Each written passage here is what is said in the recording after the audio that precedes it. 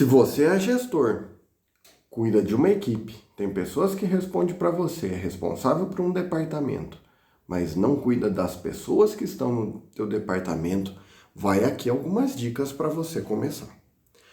A primeira coisa, você precisa estar muito claro na sua cabeça que a parte de gestão ela é fundamental, e para ser gestor você precisa ser a pessoa que conhece mais do processo.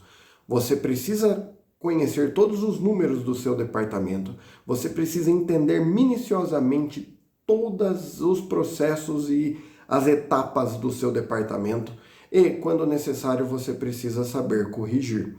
Agora, a partir do momento que você decidir cuidar das pessoas, vai aqui algumas dicas para você começar. A primeira dica é: todas as vezes que você for fazer reunião com a sua equipe para mostrar resultado, para resolver um problema ou para mudar alguma coisa, antes de falar do assunto que você precisa falar, comente assuntos aleatórios. E quando eu digo assuntos aleatórios, vai desde futebol, que é a paixão nacional de um dia anterior, permita que as pessoas saibam qual é o seu time, até falar de alguma situação política que o país está vivendo. Óbvio, cuidado ao deixar claro o seu posicionamento político, afinal, são assuntos bastante delicados.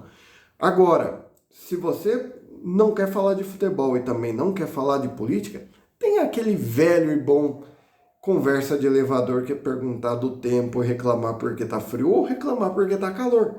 Isso são ótimos para quebrar o gelo, e deixe que as pessoas falem. Se alguém começar a falar, continuar sua conversa, dê corda para a pessoa, comece a perguntar. Isso você vai ver que vai criar uma situação bastante inusitada. Outra coisa que é muito legal é você contar um pouco sobre sua vida pessoal. Mas lembre-se, se você tem um nível financeiro muito diferente das pessoas com que você trabalha, isso pode criar uma certa resistência das pessoas ao se abrir. Então, empatia, de se colocar no lugar dos outros, nesse momento é fundamental. Uma outra coisa que é muito importante que você deve fazer, todos os dias pela manhã, cumprimentar um por um, falando do nome, perguntando como foi o dia anterior e, no caso de uma segunda-feira, como foi o final de semana. E se o time dele perdeu ou ganhou, lembre de falar sobre isso. Agora é óbvio que se o seu time perdeu, deixe que eles falem mal do seu time. Isso é muito importante também.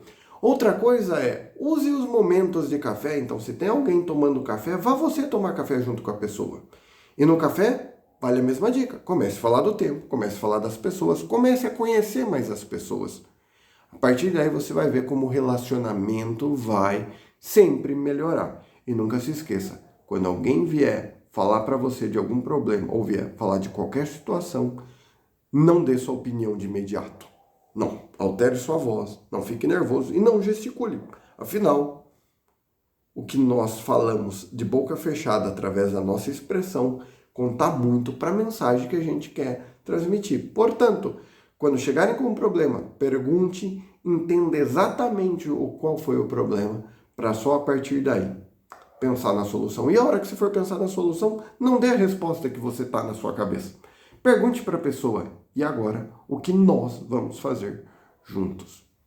E na próxima vez, lembre de dar o feedback positivo. Afinal, os problemas devem ser olhados imediatamente antes que ele fique grande o suficiente para que dificultar a solução do problema.